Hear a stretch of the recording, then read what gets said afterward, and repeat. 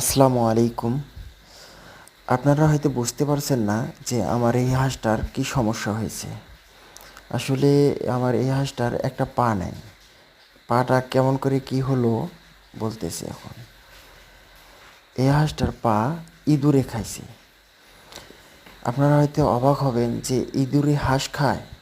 আসলে হ্যাঁ, ইঁদুরে হাঁস খায়। বেজির থেকেও বড় সে ইঁদুর হয়। সে ইঁদুর পানিতেও বেড়াইতে পারে এবং মাটিও খুঁড়তে পারে।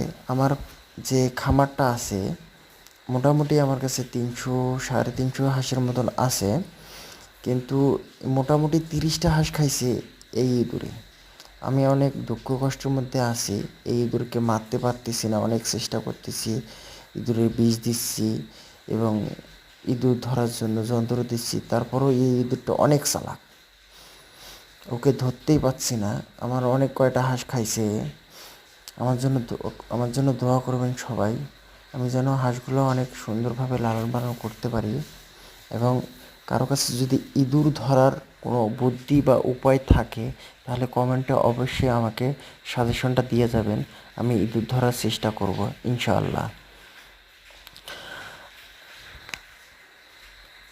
আমি একটা ছোটোখাটো ইউটিউব চ্যানেল তৈরি করছি, তাই সবাই আমাকে সাপোর্ট দিবেন এবং চ্যানেলটা